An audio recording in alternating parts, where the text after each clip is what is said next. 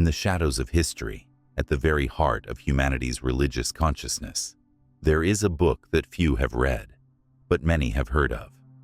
It is not included in most official editions of the Holy Scriptures, and its pages are laced with secrets, fears, and taboos.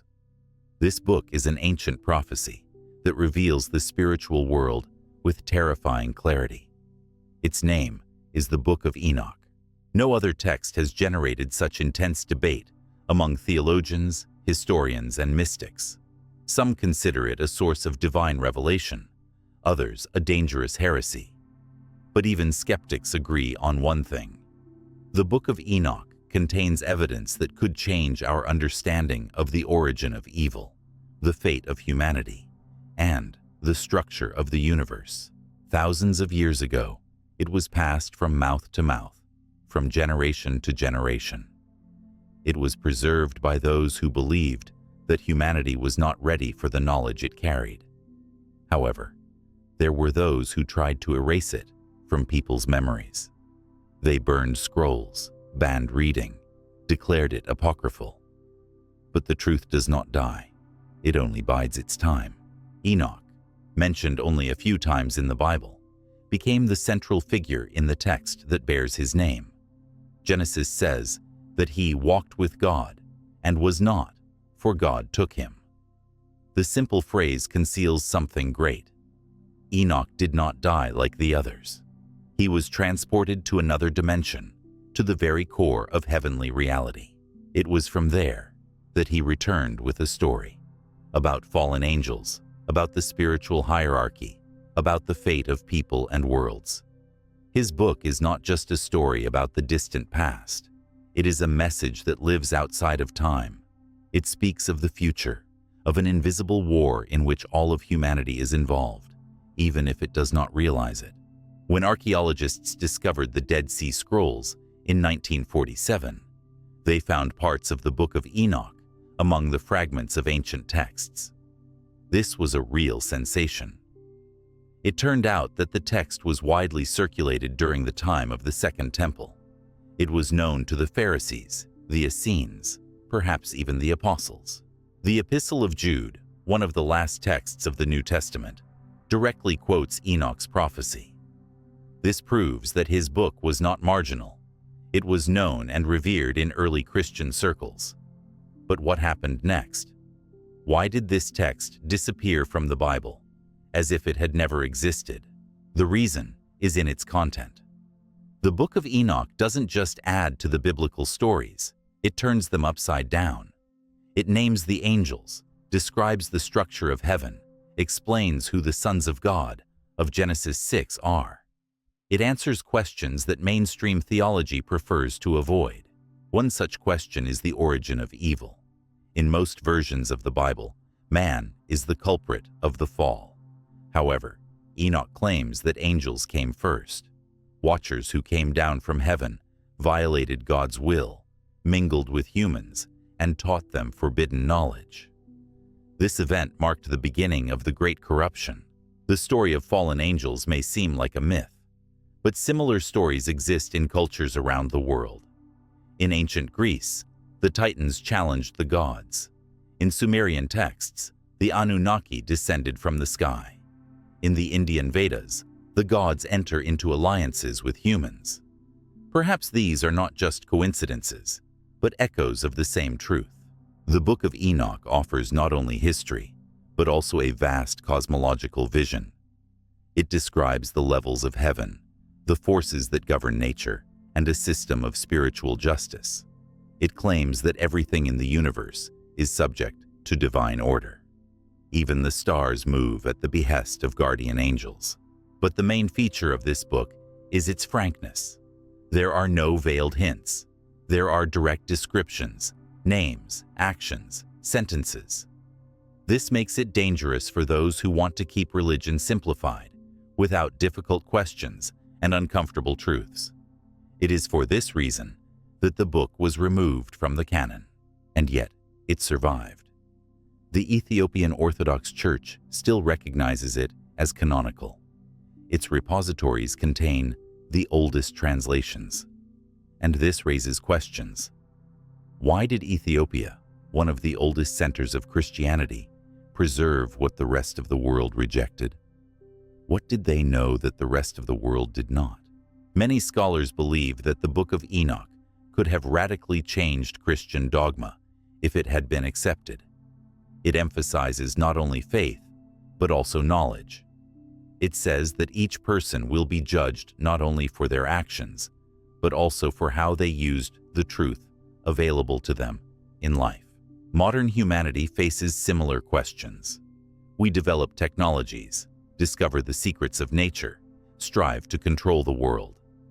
But what if all this has already happened once? What if our path is a repeat of the story described in the Book of Enoch? Then, we are not the first to face the danger of falling. Every line of the ancient text sounds like a warning.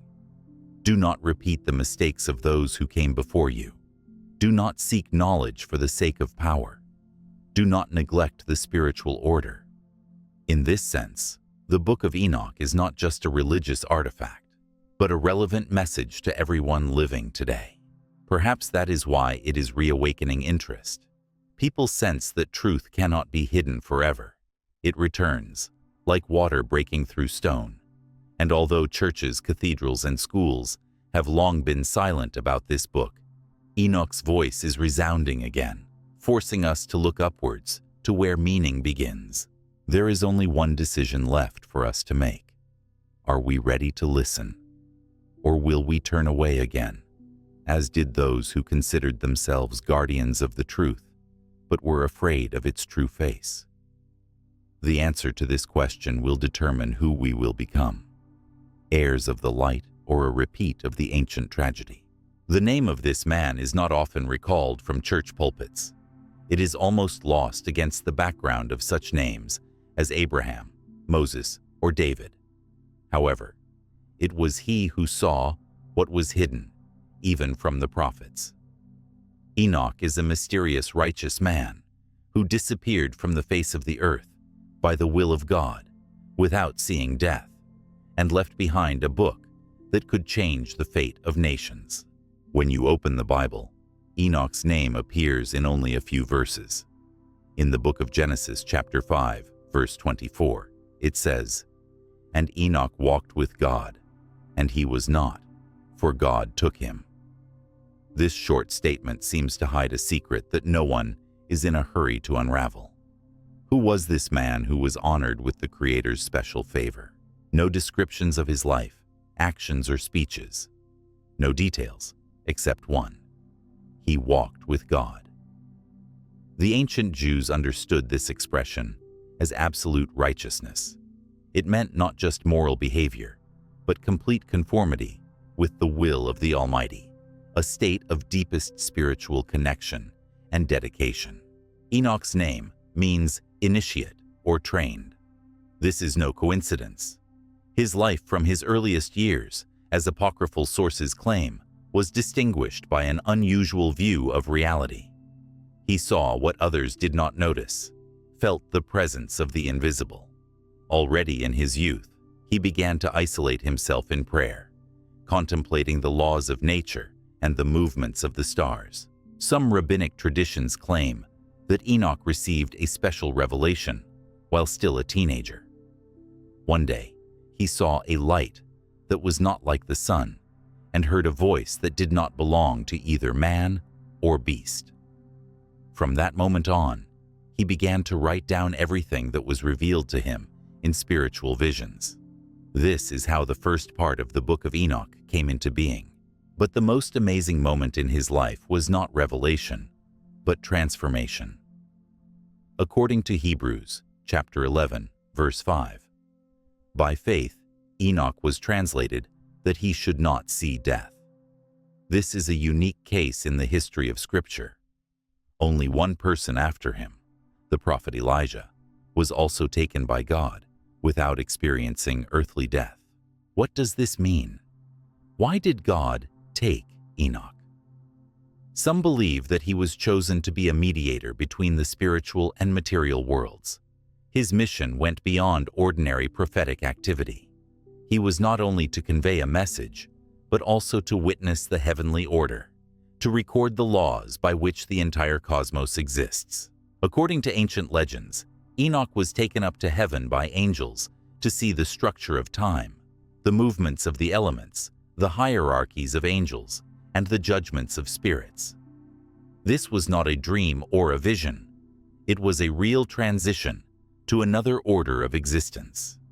It was there that he saw what he later set out in his book, knowledge that became too dangerous for earthly life. But why were these texts not included in the canon? Perhaps the answer lies in the visions themselves. Enoch did not simply speak of God's judgment. He named specific forces, specific spirits. He revealed the mechanisms of the universe. His texts raised questions that even the boldest theologians were afraid to touch. It was for this reason that the church later decided to distance itself from his book. However, early Christian writers such as the Apostle Jude used his texts. In verses 14 and 15 of the epistle, he quotes Enoch's prophecy. "Behold, the Lord comes with thousands of his saints to judge everyone." This quote is a verbatim copy of the Book of Enoch. This means that Enoch was considered a prophet, even in the 1st century AD. It is interesting that the apostle calls him the seventh from Adam. This emphasizes continuity and antiquity. Enoch stands at the very beginning of human history, as a bridge between Eden and the flood, between the purity of the beginning and the sorrow of the fall. His mission is to warn humanity before it is too late. His prophecy is not darkness, but an attempt to bring back the light. One of the most astonishing aspects of Enoch is his intellectual depth. The book attributed to him contains knowledge of the stellar cycles, the changing times, the spiritual realms, the judgments of souls after death. Such knowledge would require decades of study, but Enoch claims that all of this was revealed to him in a matter of days during his celestial ascension. According to the book, angels taught him as an apprentice, revealing the secrets of the cosmos and spiritual laws. He saw the houses of the stars, where the paths of the planets were stored. He watched the winds that came out of the storehouses and directed the seasons. He did not invent all this. He received it firsthand. This makes Enoch a unique witness, not a philosopher or mystic. Interestingly, in some texts, he is mentioned as the first scribe. He wrote down not only revelations, but also human deeds, as angels do on the day of judgment. Perhaps he was the one who was entrusted with setting the form of the future concept of the Book of Life, the great heavenly chronicle in which the deeds of each person are entered. Symbolically, Enoch's name translates as initiate, and his mission was to initiate others. His book is not a collection of facts, but a path to reconnecting heaven and earth, between forgotten truth and the present. And perhaps that is why his story begins not with a loud appearance, but with a mysterious disappearance. In the times when Enoch lived, humanity was just beginning to develop.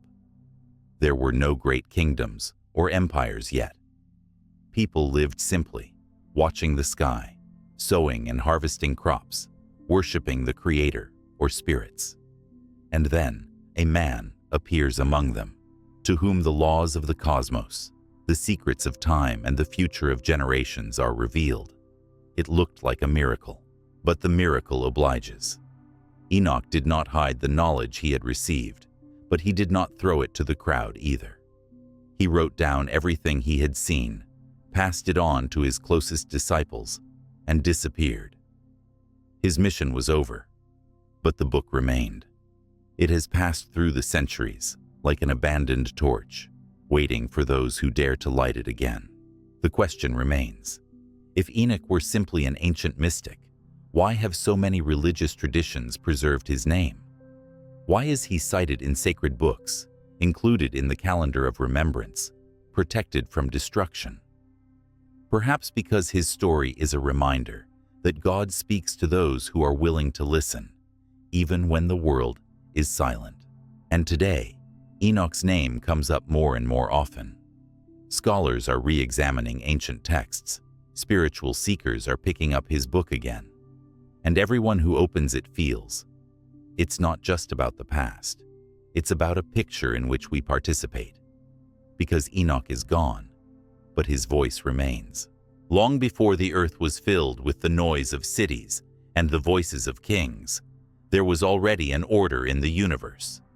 This order was not established by the laws of nature or the will of man. It was infused into the very foundation of creation. Its guardians were beings of light, whom the ancient texts call the Watchers. The Watchers are not just angels. They were appointed by God for a special mission. Their task was not to execute judgments or fight the darkness. They were sent to watch over humanity, to accompany its growth, and to protect it from dangers while the earth was still being colonized by a new race. According to the Book of Enoch, the number of Watchers was 200. It was a strictly defined number. Each of them knew their role and had a subordinate area, a region, a people, a natural phenomenon, or a spiritual sphere. They did not interfere, but were ready to intervene if there was a threat to the Creator's plans. At the head of the Watchers stood Semyahaza, an angel of authority, wisdom, and power. His name means name-seeing or proclaimer. He was not an enemy of God. On the contrary, he was a chosen warrior of light. His authority among the angels was unquestionable. Even the archangels would listen to him if it came to a dispute. The observers had access to the heavenly repositories of knowledge. They knew the laws of the stars, the names of spirits, the rhythms of time. They could see souls that had not yet been born and track the course of generations. But for all their greatness, they had one limitation. They had no right to interfere in the affairs of people without a direct command from God. This prohibition was not accidental. Humans were created with free will. Their path is a path of choice, learning, and testing. The intervention of angels could deprive humanity of the opportunity to know the truth through inner striving and not through external force. This was the basic spiritual law. Although the observers were beings of light, they were not emotionless machines. They were given feelings, not human feelings, but deep ones. They knew such things as compassion, awe, admiration, even trepidation. They loved humanity because they saw in it a reflection of God's design. But over time, their love became a temptation. They began to do more than just watch. They became attached. This was especially true for the daughters of men, beings endowed with beauty, grace, and an inner radiance. The angels looked at them with wonder, which slowly began to turn into desire. Semyahaza felt it first. He couldn't help but notice how his brothers were increasingly looking at the ground. He knew where this could lead and tried to stop the development of feelings. But instead of extinguishing the spark, he himself found himself engulfed by it. The internal conflict between duty and attraction grew in him with each passing day. One day he gathered the rest of the Watchers. There were exactly 200 of them, as prescribed. They met on a high mountain, which, according to legend, was called Hermon. There, at the top, they made an oath. If one fell, they all fell. If one broke the law, the rest would share his fate. Thus began the great conspiracy of light against light. Each of the angels spoke words of agreement. They swore not to abandon each other in trouble. And this oath was written in the heavenly scrolls. From that moment on, they ceased to be just observers. They became participants in history. Their names began to be written into the events that were only just unfolding on Earth. Their decision was not a simple rebellion. It was a deliberate intrusion into the earthly order. They knew they were breaking the law, but they believed they could direct humanity in a new direction, giving it power, knowledge, and protection that had never existed before. They did not consider themselves evil. On the contrary, They saw themselves as the saviors of the world. Thus began the era of intervention. The Watchers began to descend to earth. Their appearance was radiant, but they took forms compatible with human perception. They did not hide. They acted openly. People took them for gods, heavenly heroes, messengers from unknown kingdoms. Semyahaza became a leader, inspiring his fellows to action. He was the first to choose a mate from the daughters of men. The others followed. The union of angels and women produced something entirely new, a hybrid race, of which much will be said later, but which is difficult to understand, even now. However, before these beings appeared, the Watchers began to teach people. They passed on knowledge that was previously only available to celestial beings. This knowledge concerned nature, metals, herbs, stars, calendars, spirits, magic, and the structure of the universe. People absorbed it as a revelation, unaware of the consequences. An angel named Kasadea taught spells and prophecies. Ramel revealed the secrets of the lunar cycles. Tamiel showed how to read the movements of the stars. Each of them contributed to the formation of a new consciousness. It looked like an age of enlightenment, but only at first glance. At first, people thanked the Watchers. It seemed that a new era was beginning. Women adorned themselves, warriors became stronger, priests received powers they had never had before. But with these gifts came something else: pride, greed, violence, and the disintegration of faith. The Watchers still hoped to regain control. It took them a while to realize that they had accelerated humanity's fall. Their gift had become a curse, their knowledge a weapon, their love a rift between heaven and earth. But it was too late. Now, they could not return. Their mark was left in history. They were no longer just guardians. They had become creators of a new, distorted reality. And in heaven, this did not go unnoticed. In the beginning, everything seemed manageable. The observers continued their mission, staying within the boundaries of what was permitted. But just when everything seemed calm, something happened that changed their destiny forever. They looked at humans as more than just creations. They saw in them a reflection of beauty that could captivate even the celestial mind. Their attention was especially drawn to the daughters of men. They were earthly, vulnerable, and mortal, but that was their special strength. The women had no supernatural powers, but their faces and movements reflected something elusive. For creatures accustomed to the radiance of the heavens, this earthly warmth became a temptation. The feelings that filled the hearts of the observers were not random. This was not ordinary curiosity. This was an inner turmoil that grew stronger with each passing day. Their spiritual nature was in conflict with what the flesh demanded. The clash of two worlds was beginning in their own souls. They began to visit the land more and more often, not as guards, but as seekers. Their gazes became long, their gestures soft, their presence almost human. They did not speak of it openly, but each of them knew. The border was about to be violated, and no one dared to take the first step. Until Semyahaza spoke. He gathered them all for a secret meeting. It was heaven, but closer to earth, in an intermediate dimension where the light of heaven was already beginning to fade. His words were simple, but filled with anxiety. If one of us falls, he will be alone. But if we fall together, none will be rejected. This was the spark that began the great choice. Some hesitated. They understood the consequences. They knew the laws that bound heaven and earth. But the fear of being judged alone was stronger than the fear of punishment. All 200 Watchers swore that they would not retreat from each other if they decided to do what had once been considered impossible.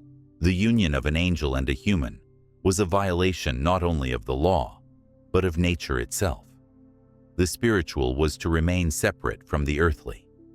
However, the Watchers stopped seeing themselves as servants. They began to consider themselves independent beings, capable of determining their own destiny. Pride entered where there had been devotion.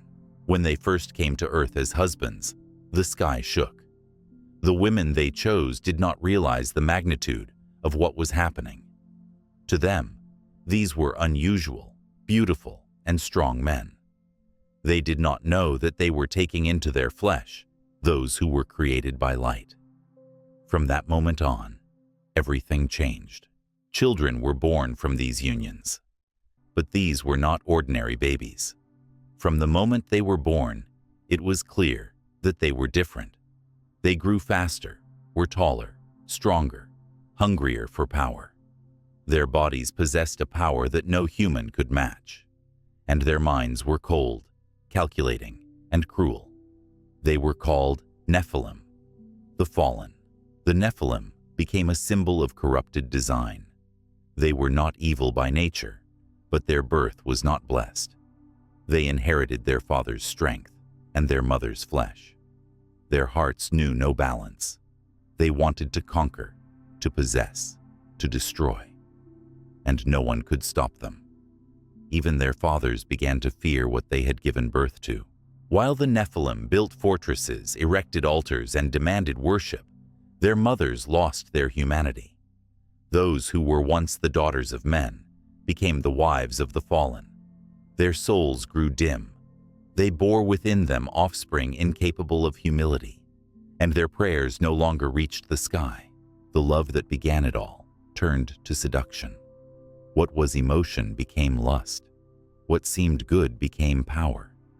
The Watchers began to teach, not for the sake of good, but for the sake of control. Their knowledge became a tool of domination. And with each new giant born, the earth became more and more covered in blood. Arguments arose among the angels. Some began to realize the depth of their fall. They tried to stop reproducing, to offer repentance, to go back. But it was too late. The connection between them and the women had already been established. They had become part of a world they should not have entered. And there was no escape. Semyahaza was silent. He knew he had gone too far. His actions had caused chaos. But he could not stop. His oath bound him to the others. And most importantly, he still loved the one for whom he had first crossed the line. That love was true, but it had become a poison that destroyed everything around it. Meanwhile, the earth began to change.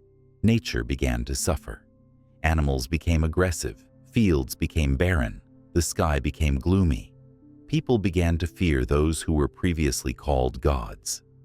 They saw that the children of these unions did not bring light, but only destruction. Fear settled in the hearts of the tribes. The Watchers began to hide. Their greatness disappeared. People began to pray not to them, but to ask for deliverance from them. The era of fear began. Every step of the Nephilim was accompanied by screams, death, and destruction. They slaughtered villages, demanded sacrifices, declared themselves kings. They forgot that they were born by chance. What began with love turned into judgment. And even the angels themselves began to pray, not for mercy, but for the Creator to put an end to this distortion. But the heavens were silent. It felt as if the universe itself had frozen, awaiting the final decision. And then a movement began in the spiritual world that would change everything. They were not an accident. They were the result of a decision that could not be reversed. They did not ask to be born, but with their first cry, a premonition of disaster swept over the world. They were the Nephilim, the children of fallen angels and human women. They were different from the beginning, and their otherness became a curse on the entire earth. No man could compete with them in strength.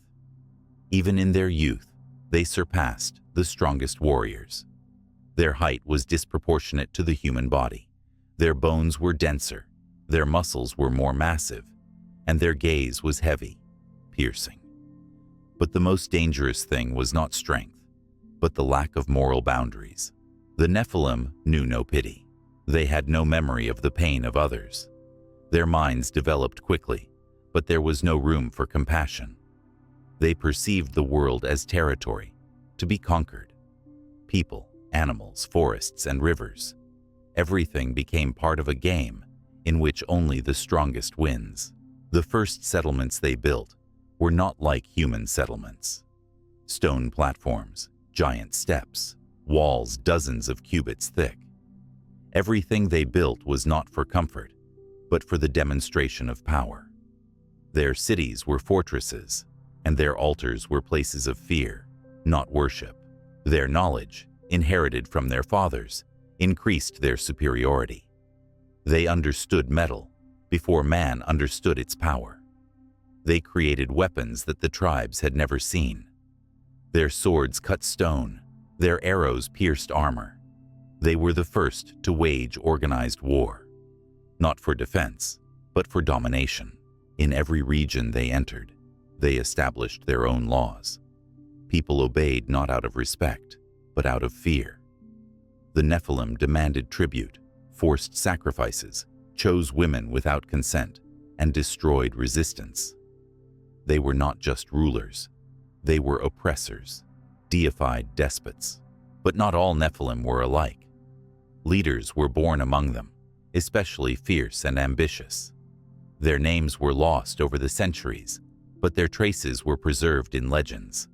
Gilgamesh, Og of Bashan, Samsapa, MMA. Each of them was remembered by the peoples differently, but with the same horror in their voices, passing on their memory through generations. Some of these giants were not limited to power on earth. They tried to ascend to the sky to challenge the very system of the universe. They built towers, stretched out their hands to the stars, made sacrifices to unknown spirits, demanding exaltation. Their pride knew no bounds, and it became the main reason for their rapid fall. But the fall did not happen instantly. First, the earth began to protest. Earthquakes appeared, crops became rare, animals became aggressive. The water became bitter, the sky dark, the breath of nature heavy. It seemed that the planet itself rejected the presence of those who were born against its will. People began to seek protection. They turned to the sky, to the forgotten names of God, to ancient rituals. But their voices did not reach. The Nephilim suppressed even hope. They destroyed sanctuaries, killed priests, mocked faith. Their power seemed eternal, and fear of them, an indisputable law of the world. Some tribes tried to escape. They went into the mountains, hid in caves, created secret alliances. But the giants found them. Their hearing was sharp, their eyes were keen, and their anger was merciless. They did not forgive flight. For them, every person was either a slave or an enemy, and there was no third option. Over time, the Nephilim began to feud with each other. Their ambitions clashed. Each wanted to rule over all. The wars between the giants were devastating. The earth shook from their battles. Forests burned out. Rivers changed their courses. People in these battles became only accidental victims. Internal strife ate away at their strength. But even in their strife, they remained a threat. They began to use the magical practices inherited from their fathers. They summoned spirits, subdued elemental forces, cast spells. Everything the angels taught them became a weapon against all living things. Some of the Nephilim sought immortality. They tried to prolong their lives with rituals, blood, and ancient knowledge. Some claimed that their spirits did not disappear, but simply lost their bodies. They remained in this world as disembodied entities, evil, omnipresent, lurking in anticipation of a new time. Nowadays, archaeologists find traces of gigantic structures, stones weighing hundreds of tons, footprints that significantly exceed human size. The findings cause controversy. Official science denies the supernatural, but the myths of many peoples are too similar to be fiction. Perhaps the Nephilim really existed. Some researchers believe that it was the memory of them that became the basis of myths about titans, jotuns, asuras. The same motifs passed from culture to culture. Great giants who fell from the sky, destroying the earth. Wherever a person settled, he carried the memory of those who once imposed fear on him. The Book of Enoch claims that the Nephilim were the reason for God's intervention. Their existence upset the balance. Their cruelty made further human development impossible. They were more than a threat. They were a distortion of the very essence of humanity, created in the image and likeness of the Creator. It was not just physical extermination. It was a corruption of the spirit. People began to copy their oppressors, to adopt their habits, their cruelty, their contempt for the weak. The soul of humanity began to lose its shape, and if it continued, it would cease to be what it was created for. So a darkness began to fall upon the world, not the kind that comes from the night, but the kind that speaks of the approaching judgment. The events that would change the fate of all creation were already close at hand, and before this judgment stood not only the Nephilim, but also those who had given them life. That which was born from sin had to be destroyed, and not only in body. Of all the watchers who descended upon the earth, one stood out. His name became a symbol of corruption, destruction, and secret knowledge that turned into disaster. His name was Azazel. Unlike the others, he did not simply break the taboo. He took it upon himself to teach humanity what was never intended for mortals. Azazel was not the strongest of the angels, but he was the most insightful. He understood that power could be found not only in muscle, but also in knowledge. While others were fascinated by physical interaction with people, he focused on changing the very thinking of humanity. His path was subtler, but more dangerous. He started with simple things. People learned to process metals, to create knives, spears, swords. For the first time, they learned how to smelt ore, how to make armor and jewelry. Azazel taught, explained, guided, and everything looked like a gift. The power he gave seemed like a blessing, but it soon became clear. There was something else behind it. The next step was beautification. He showed women how to use minerals, herbs, and paints to enhance their beauty. He taught them how to influence men, create images, arouse desires. What was once natural was now manipulation. Azazel gave the world a mirror, and humanity fell in love with its reflection. Then came astrology. It revealed to people the laws of the movement of the luminaries, not as a way to admire creation, but as a means of predicting fate. People began to worship the stars, to seek answers not from God, but in the sky. Constellations became gods, time, an oracle, and cycles, a judge. The world lost its vertical and began to revolve around itself. Azazel taught secretly, but swiftly. He did not just impart knowledge, he changed the structure of thought. People stopped asking if something was possible. They simply took it. If knowledge was revealed, it meant it had to be used. There was no place for the fear of God in this new philosophy, only a thirst for understanding and power. Having touched nature, he revealed magical practices to people. How to subdue the elements, how to call for rain, how to influence fertility. He taught them to create amulets, draw symbols, conduct rituals. People stopped praying. They began to command. What had previously seemed sacred became a tool. Soon, new priests appeared. But these were not prophets, but disciples of Azazel. They gathered in secret groups, created cults, and spread the knowledge they had received. Each of them wanted more. The more power, the higher the status. They began to compete. Who was stronger? Who penetrated deeper into the essence of the secrets? By studying the structure of the body, Azazel introduced the first concepts of anatomy and healing. However, he turned even this into a way to divide, not heal. Herbs were used not only for healing, but also for poisons.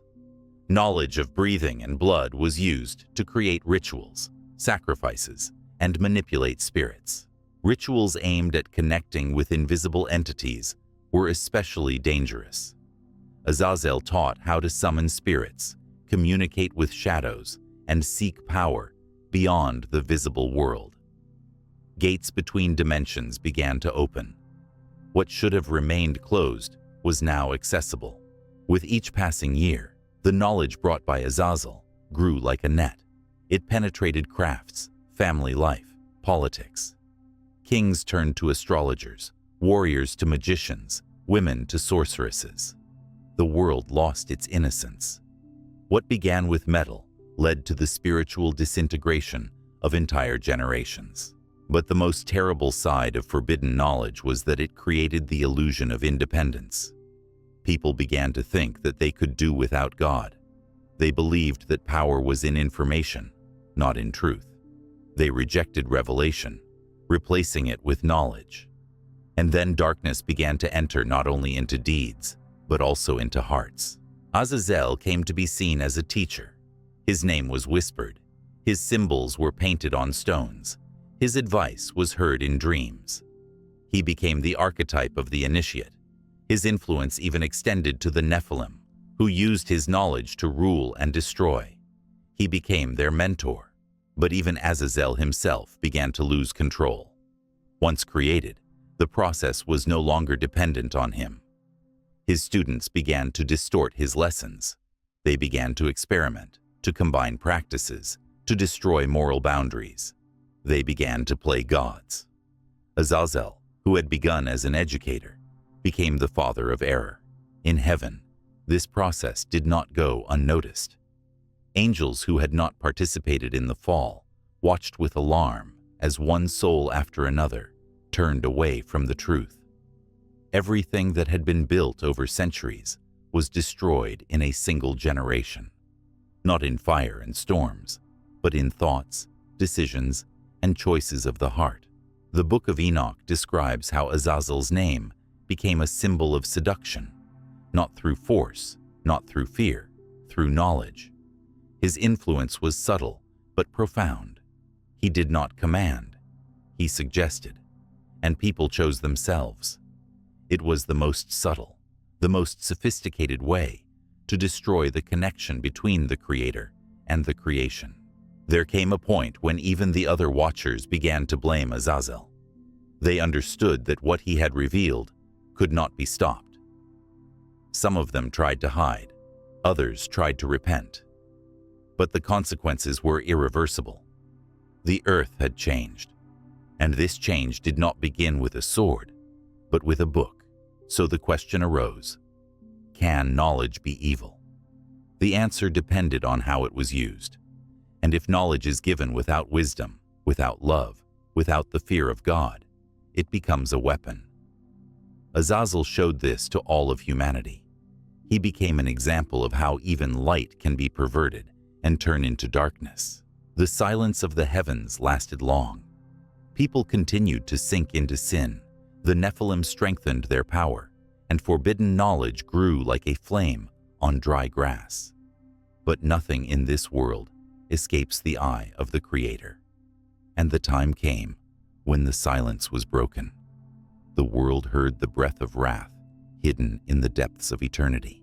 The opening lines of the Book of Enoch read, "Woe to you sinners who spurn the truth." These words were a harbinger of what was to come.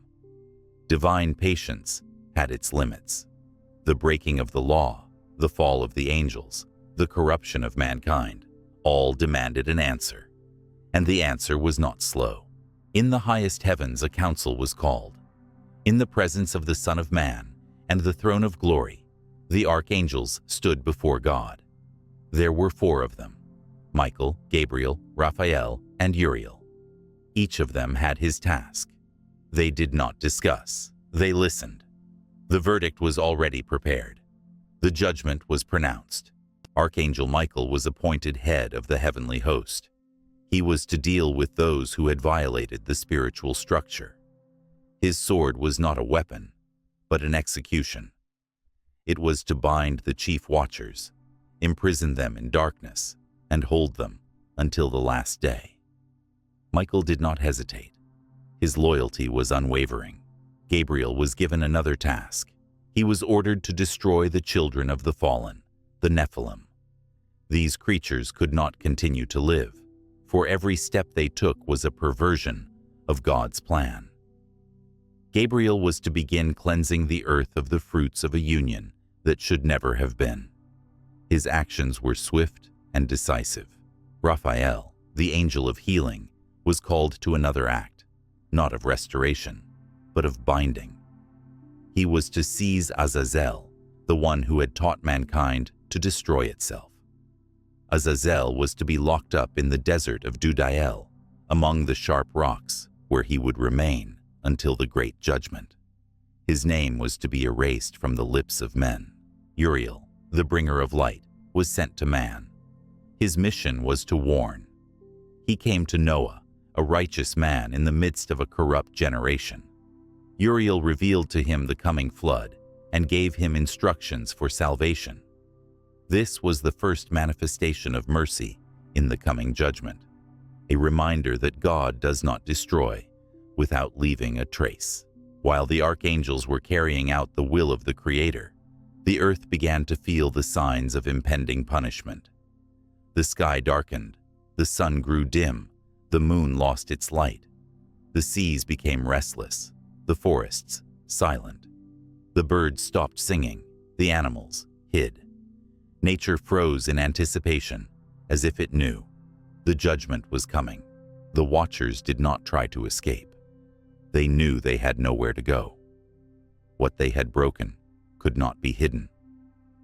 They understood that they had broken not just a law, but the very foundation of the world order. When Michael appeared, they bowed their heads. Their glow faded, their wings drooped. They awaited their fate without protest. One by one, they were shackled.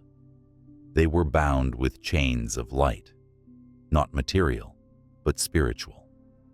These bonds could not be broken, could not be softened. Michael did not speak. His face was firm. He acted like a judge, executing a sentence not out of malice, but out of justice. Azazel did not resist. He stood on the cliff, looking out into the desert. His eyes were full of weariness. Raphael approached him and pointed to a cave among the sharp rocks. There, in the shadows, he would languish until the day the heavenly voice would sound again. The sands of Dudael swallowed his figure. Only silence remained. The fallen angels were cast into the deep abyss. The Book of Enoch says that this is a place of darkness and ice, where there is no light, where time does not move. There they will await the day of judgment, when their deeds will be judged in the heavenly assembly. Their cries do not reach the earth. Their pain is a reminder of the price of arrogance. The Nephilim disappeared not by the hand of men, but by the hand of heaven. Gabriel directed the forces of nature against them. Mountains fell upon cities, rivers overflowed their banks, the earth opened up. Not one of the giants was able to escape. Their bodies disappeared, but their spirits remained, disembodied, angry, condemned to wander without rest. The judgment was swift, but not final. It was only a beginning. God did not simply cleanse the earth. He began a reset. Through Noah, he chose to continue the human race. A clean man in the midst of an unclean generation became a new beginning. This decision was an act of justice, but also an act of hope. But heaven's punishment was not vengeful. It was restoration. The world was to return to its original order. Everything that had been corrupted was to be erased. Everything that had been built on sin was to collapse. The judgment was not destruction for the sake of wrath, but purification for the sake of the future. Thus ended the era of the fallen angels. Thus fell those who once stood close to the Creator, and their story became a lesson, not only for humans, but for all spiritual beings. No one, not even the greatest, can violate the will of God without consequences. For the order of heaven is immutable, even if it seems temporarily forgotten. Before the flood, the earth was still trying to live. People built houses, planted trees, harvested crops. But all of this seemed like actions devoid of soul. There was a heaviness hanging over the earth, as if the air had become denser and the sky closer to the earth. Even the simplest things began to seem alien. Something was breaking at the very foundation of the world. The sky no longer smiled, and the stars seemed cold. The oceans became restless, and the wind brought anxiety. Birds flew away to unknown lands, insects disappeared, plants did not grow. These were signs, but people did not understand them. They thought that everything would return to normal. They did not know that the circle had already been broken. Only one man remained clear-headed. His name was Noah. He was not sinless, but he was obedient. He did not resist God when he heard the voice. He was not afraid when Uriel revealed to him the secret of the future. He did not doubt when he was told to build an ark in a place where there had never been a sea. His faith was above logic. The ark was not made for the chosen few, but for the survivors. There was no throne, only order. Everything that needed to be preserved had to go in there. Animal pairs, plant seeds, books, tools, family.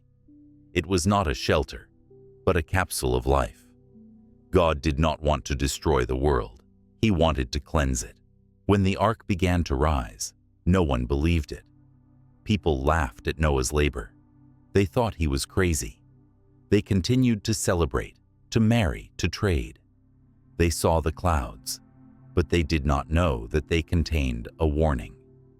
Even when the sky darkened, they still hoped that it would pass, like everything else.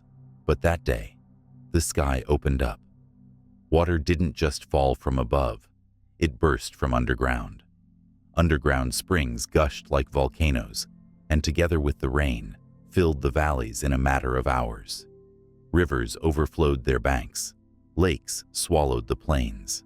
Mountains seemed like islands, and the plains seemed like the bottom of the sea.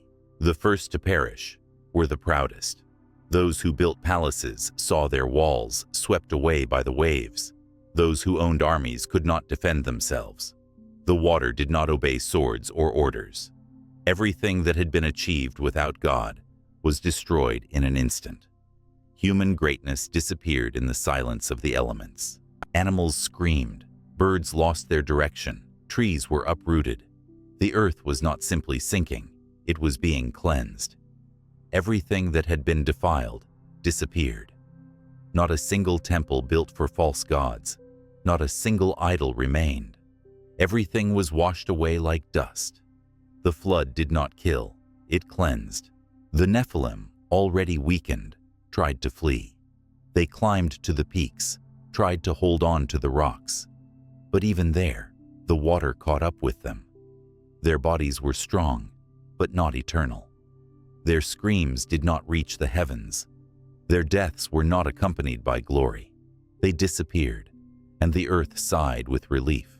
Inside the ark, there was silence. There was no joy, only anticipation. Every day spent in the ark was a reminder of the destruction outside. Noah did not celebrate. He prayed. He knew he had survived, not because he deserved it, but because he had trusted. It was humility, not pride. The rain lasted 40 days. 40 is the number of purification, the number of testing. During this time, nothing remained that could testify to the former world. All the cities, towers, fortresses, everything went underwater. Only the ark remained, wooden, simple, but bearing the hope of a new beginning. When the rain stopped, the silence became almost unbearable. The sea stretched to the horizon. No shore or landmarks were visible. Only the sky, the water, and the ark. Time stood still.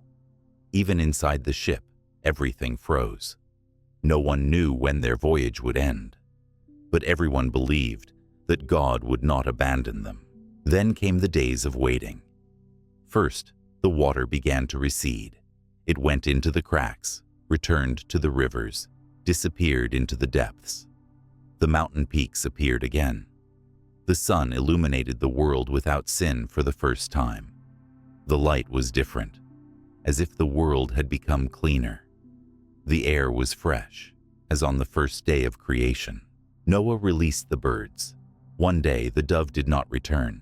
This was a sign. The ground became solid again. The ark stopped. People came out, onto the wet but living soil. They stood silently, realizing they were the beginning of a new humanity. Their memory was to become a shield against repeating mistakes. God made a covenant with Noah. He showed a rainbow, a sign that there would be no more such judgment by water. It was a covenant not only with people, but with the whole earth. The world had a chance, but in that chance, there was responsibility. The new path had to be built on obedience, not pride. The Book of Enoch says that after the flood, the earth changed its breathing. It became cautious, like a person who has gone through an illness. The memory of the dead remained, not in the mountains, but in the spirit of the earth. It keeps this memory to this day. And every time it starts to rain, the sky seems to remind us. We have already seen what happens without God. When the earth was cleared and the ark rested on dry ground, the Lord looked again at Enoch. He was not part of the flood. He was before it. He was taken before the world collapsed. For Enoch had been chosen for another purpose, to walk not on earth, but through the heavens. His spirit was alive, and his journey had just begun. Among the descendants of Adam, he stood out for his silence. He did not fight, did not rule, did not build cities. He walked with God.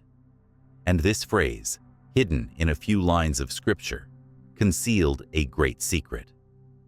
To walk with God means to be in the presence of the light, without turning away, without arguing, without forgetting. This is a rare state of mind. God decided to reveal something more to him. Not only the laws of the earth, but the structure of the heavens. Enoch was allowed to see what is closed to the ordinary eye. He was raised alive, not through death, but through revelation. The archangels met him not as a man, but as a traveler, invited to a feast of heavenly knowledge. The first level he crossed was the level of the winds. The spirits of the elements moved there. They had no bodies, but they were conscious. Each of them controlled the cardinal directions, the changes in weather, the directions of time.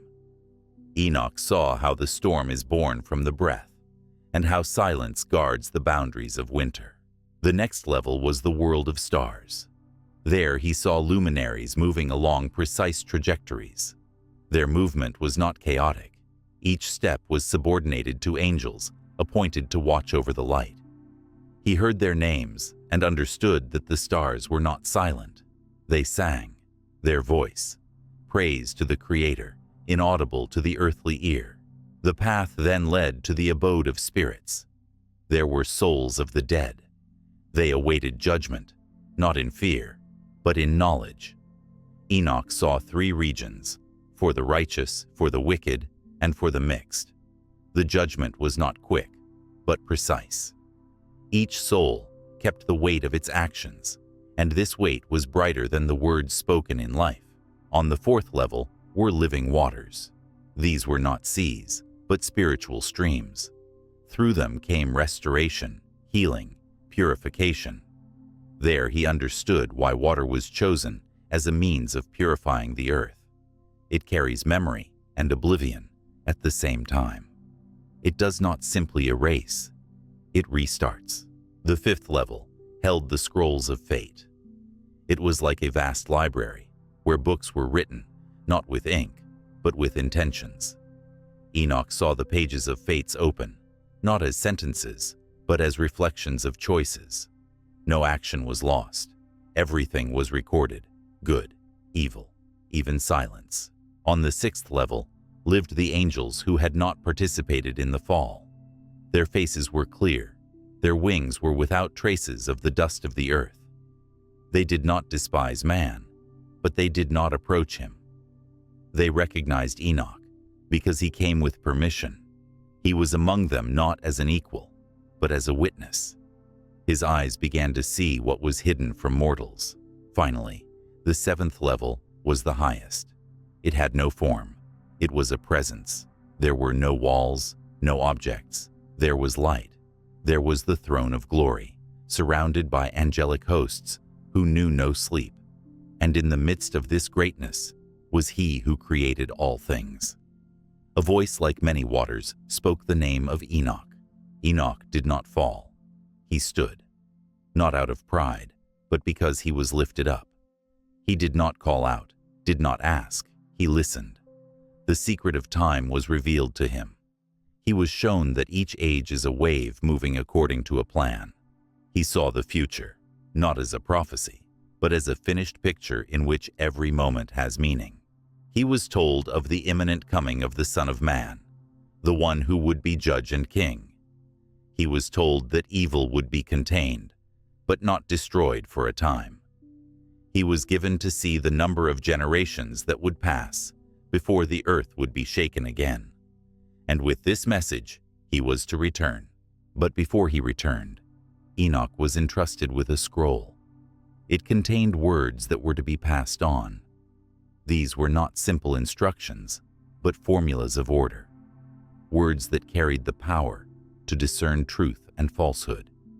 He was to preserve them and pass them on to those who would seek the light in the dark times to come. When he returned, his body was shining. People did not recognize him, but they felt fear and awe. He did not tell everything. He wrote, and these records became the basis of the book that bears his name. There was no embellishment, no politics, only visions, the structure of the world, and a warning that everything comes full circle. Enoch's journey was more than a revelation. It was a reminder that man could be lifted, not by merit, but by aspiration. His path was possible for anyone who would cast off pride, greed, and fear. His words remained as a map, not a geographical one, but a spiritual one. When Enoch returned from the highest heavens, he knew no peace. His mind was filled with revelations that could not be contained within. Time ceased to be a line for him. It became a pattern. He saw not only the past and the present, but also what was to come. He knew that his words were needed for future generations. One of the greatest gifts he received on the seventh level was the knowledge of the cycles of time. The world did not move chaotically. It lived according to a rhythm that had been set since the beginning of creation. These rhythms formed epochs. Each epoch had a beginning, maturity, decline, and completion. Everything that happened was a reflection of this great law. The first era he called the era of innocence. It was the period from Adam to the great division of people. It was short, but intense. People then still remembered the light from which they were torn, but with each generation, this memory faded. And then came the second era, the era of knowledge given by the fallen. It was an era of mixing, good and evil, light and darkness. Enoch knew that it could not last forever. It ended with the flood. The next era, the third, was to be an era of restoration. People had to live by the covenant, learn to listen to God again, build families, and preserve the purity of generations. But cracks were bound to appear in it too. After it, the fourth era was bound to come, the era of kingdoms. People would raise kings, start wars, and pride would rise. Temples would be built, but not for God, but for glory. Knowledge would become a weapon again. Laws would be distorted. Enoch saw humanity returning to old mistakes. The fifth age will be an age of rebellion. People will reject the truth, interpret lies as freedom, and disdain the holy. Prophets will be persecuted, books forgotten. At this time, many will turn away from heaven. But in the midst of darkness, a feeble child will be born. From a small root, a promise will sprout. This will be the beginning of a great change. The sixth era will be marked by the coming of the Anointed One, not as a warrior, but as a lamb. He will open the gates of salvation. He will accept sin, but he will remain sinless. He will be rejected, but he will rise again. After this time, the world will live on the border of two realities, grace and oblivion. This will be the era of heaven's patience. The seventh era will be the threshold of the end. At this time, people will become like gods in their own eyes. Machines will replace relationships. Knowledge will become a product. Truth will become an opinion. But at the same time, the number of those who seek the light will grow. Silently, without shouting, they will awaken in different places of the world. They will become the salt of the earth. Enoch was shown that toward the end, strange things would begin to happen. The stars would change course. The weather would become unpredictable. Nations would be tossed about. Borders would crumble. Languages would disappear. Wars would intensify. People would talk of peace, but prepare for death. Signs would become obvious, but would be rejected. He saw how darkness would try to take over the world again. Those spirits that had been banished would begin to return, not in the bodies of Nephilim, but through ideas, through the system, through deception. They would inspire people to rebel against everything that was holy. Evil would take the form of progress. Lies would take the form of mercy. It would be a difficult time, but in the midst of this confusion, a voice will be heard. It will not be loud, but it will be heard. It will be the voice of the judge. Enoch was shown the face of the Son of Man, not in wrath, but in glory. His coming will not be sudden, but precise. Like the harvest ripened for the last day, he will come from heaven, not with a sword, but with a book. With this book, all will be revealed. Every heart, every deed, every thought. Those who hid behind masks will be exposed. Those who suffered in silence will be comforted. Those who lived in faith, despite sorrow, will be lifted up. The judgment will not be vengeful, but restorative. Everything will return to its place. The earth will be shaken. Mountains will disappear. Islands will go underwater. Cities will be erased. But amidst this chaos, a new light will arise.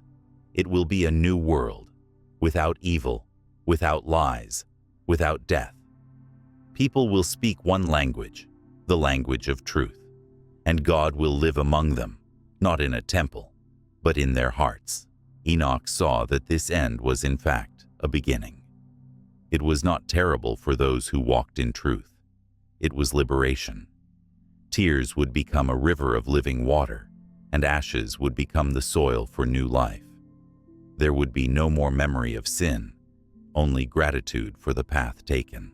After this vision, he asked for only one thing, that his words not be forgotten.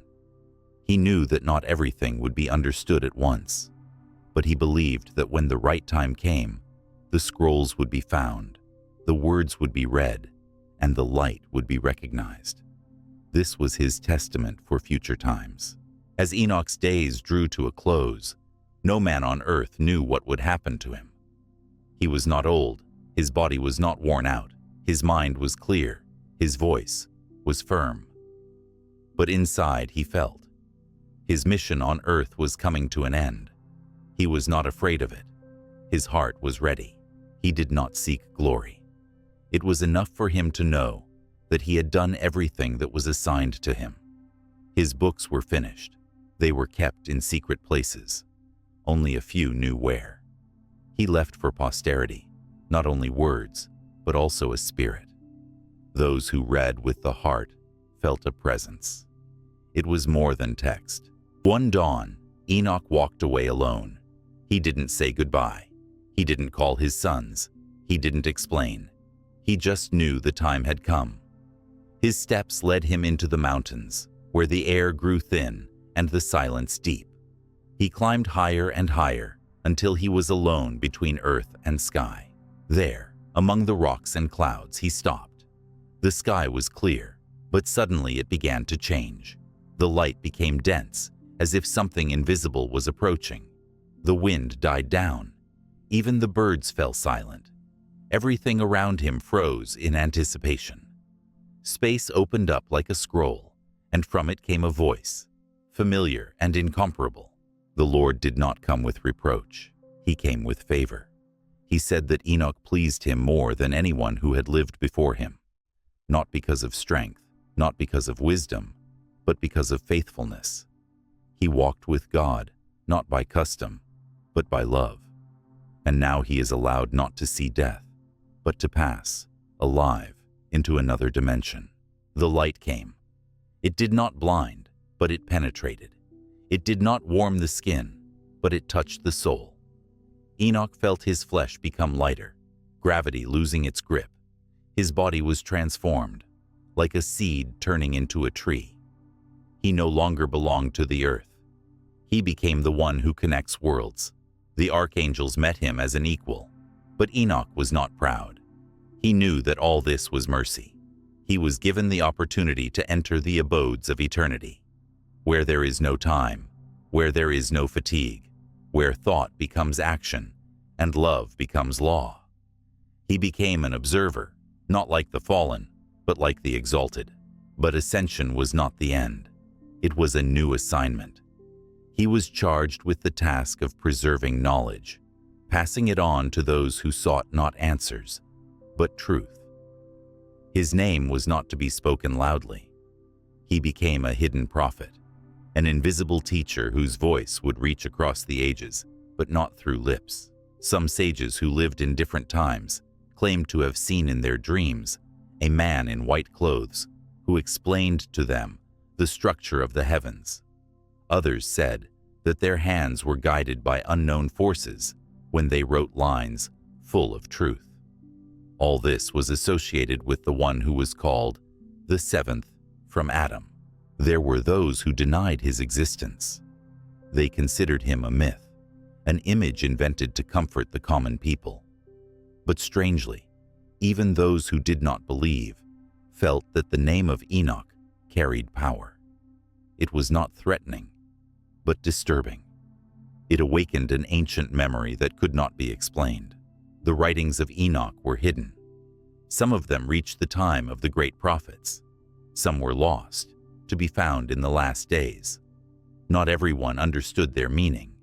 They were not written for the ear, but for the spirit. They could be understood only by those who cleansed their hearts from pride and fear. At one time, the books of Enoch were banned. At another time, they were forgotten. But there were always people who accidentally or not accidentally discovered them. And when they read, their lives changed, as if an invisible thread connected them with another world. Not with mysticism, but with the reality that vanity hides. There were legends that Enoch not only ascended, but would return, not as a warrior, not as a king, but as a witness. In the last times, he would appear among people to remind them of what they had forgotten, not by miracles, but by word. His return would not be glorious, but recognizable. Those who seek the light will recognize him. Some believed that he watched over the worlds and recorded everything that happened. He is the scribe of the sky. He keeps the chronicle of humanity, not in books, but in eternity. Every step, every choice, every word, everything is noted. He does not judge, but records. And on the day of judgment, his records will be a mirror for souls. The memory of him remained in different nations. His name appeared under different forms. Somewhere he was called Hermes, somewhere Metatron, somewhere simply the man of light. But the essence was one. He was the one who once walked with God and did not, because God took him. Of all the gifts given to Enoch, one was especially important. He was commanded to compile scrolls, not for his contemporaries, but for those who would live in the end times. These were not only prophecies, but keys to understanding the structure of the world, the struggle between light and darkness, and the very essence of human choice. The scrolls were kept in a special place, not on earth, but not in heaven either. It was an in-between space, known only to the heavens. There they were protected, impervious to time and decay. Their pages were not made of parchment, but of light. They came to life when read, with a pure heart. The first scroll contained a message for the people who would forget that they were created. It said, "O you who have exchanged truth for image, who have exchanged wisdom for opinion, and light for brilliance. You walk with your heads up, but you do not know who you are. Stop before it is too late. The truth is not in progress, but in repentance." The second scroll was for those who would seek, but not find. In it, Enoch wrote, "You will sift through mountains of books, learn languages, and decipher codes, but you will not hear the voice unless you cleanse your heart of bitterness." The silence in which God lives is louder than all the words you will ever read. The third scroll addressed those who would rule. "O you who hold power, remember, your judgment will be stricter. What you call laws will be weighed on the scales of eternity. Every command given without love will be like a stone on your soul. Do not forget that power is given not for pride, but for service." The fourth scroll was written for those who would lose hope. There Enoch left the words, "You who cry alone, who find no meaning, who think that God is silent, know that he is closer than your sigh. He guards your every tear. Do not give up. The light does not go away. It is just covered by a cloud of trials." The fifth scroll was prophetic. It described the coming era of great deception. It said, "The day will come when good will be called fanaticism, and evil will be called progress, when reason will be a god, and conscience a whisper. Then many will fall. But blessed are those who stand, not because they are strong, but because they are faithful." The sixth scroll conveyed the formula of discernment. It was not a text, but a structure. It taught how to distinguish the voice of God from the voice of man, how to feel the truth, not through the ears, but through the Spirit. It said, "Truth does not press. Lies demand. Truth calls. Lies lure. Truth liberates. Lies promise freedom, but make a slave." The seventh scroll was the most mysterious. In it, Enoch left words that would be understood only by those who would be led by the Spirit. He wrote, "On the day when the earth groans and the sky splits in two, those who were hidden will rise up. They will come forth without weapons, but they will be stronger than rocks. They will be bearers of fire that does not burn, but purifies." Each scroll was not just a message, but a prophetic mirror. The reader saw himself in them, not outwardly, but in essence. They did not accuse, but illuminated. They did not frighten, but awakened. Their power was in the truth, spoken without fear. Enoch did not want to be an author. He wanted to be a witness, and he remained one. The scrolls were waiting for their time. Some of them may have already been found, some not yet. But everyone who encountered them felt one thing. Something inside began to change, as if someone invisible was asking the question, "Are you ready?" And not only life, but also the fate of a generation depended on the answer. Some of the ancients knew about the scrolls. The prophets referred to Enoch. The psalmists felt his rhythm. The wise men of the East spoke of the light wanderer.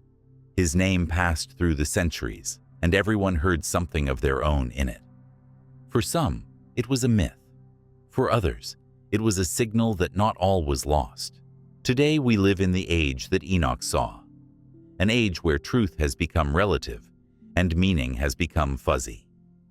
His words resonate especially loudly in our time, not because they are new, but because we are finally ready to hear. The scrolls of the future were not about the future. They were about us. He left no instructions on how to build machines. He didn't teach how to win arguments. He spoke of hearts, of silence, of an inner compass pointing to the sky. He knew that the worst flood is not water, it is oblivion, and that the only door of the ark is repentance. The last era has come to the threshold of its completion. The signs predicted by the prophets have come true. The earth is tired of the weight of lawlessness. Nations rushed about in fear, but continued to reject the truth. People built towers of words, but forgot the meaning of the word repentance. Everything was moving towards a climax. At this time, in many parts of the world, hearts were awakening, not from loud sermons, but from inner whispers. People began to sense that something was about to happen. Old systems were crumbling. Science was not providing answers. Politicians were losing influence. There was a question in the air that no one could answer with words. And then one day, in the clear sky, a trembling light began. It did not come from the sun. It appeared like dawn beyond the world. The stars disappeared. The moon was covered. The sky began to part like a curtain. What had been the separation between earth and sky became a gate, and from that gate came the king. He did not walk, he returned. Not as a baby, but as a judge. Not as a victim, but as a victor. His eyes were like fire, but there was no malice in them. His voice was like the sound of many waters, and every soul recognized in it the truth it had tried to forget for so long. There were no atheists that day, only repentance and runners. Armies of light rushed after him, but they were unarmed. Their weapon was glory. Their garment was righteousness. Their formation was unity. Trumpets sounded on the earth, not metal ones, but spiritual ones. They echoed in hearts. Each heard his own sound. For some, a call. For others, a sentence.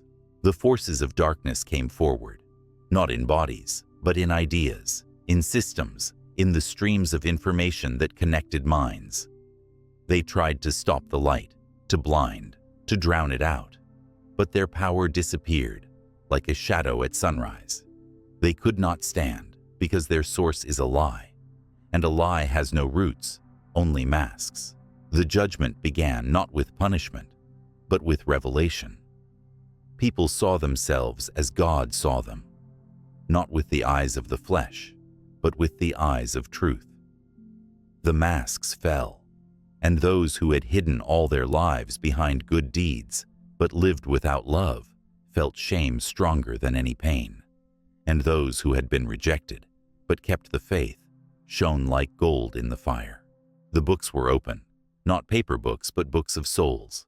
On each page were choices, thoughts, intentions, not the external, but the internal. No one was forgotten. No one could say, "I didn't know." For everyone had heard once, at least once, and that was enough to be responsible for one's path. In the midst of this great judgment, the word was spoken, mercy. It was like a last chance. Those who stood on the brink heard, "Come," and many stepped forward, even in tears. The judgment was not for destruction, but for separation. Light and darkness could no longer exist together. They had to be separated forever. Those who chose the lie went into the darkness. They were not abandoned. They went of their own accord. Their eyes could not bear the light. Their ears, the truth. Their hearts, love. They chose their destiny, and heaven no longer interfered. Human freedom was preserved even in the moment of eternal decision. This was the end of the great drama of choice. The king placed crowns on those who remained. They were not great on earth. Many were unnoticed, forgotten, humiliated. But they did not betray. They walked in the darkness, but held the light. Their reward was not gold, but nearness. God was no longer distant. He became their breath, their light, their home. The old earth disappeared, not in fire, but in renewal.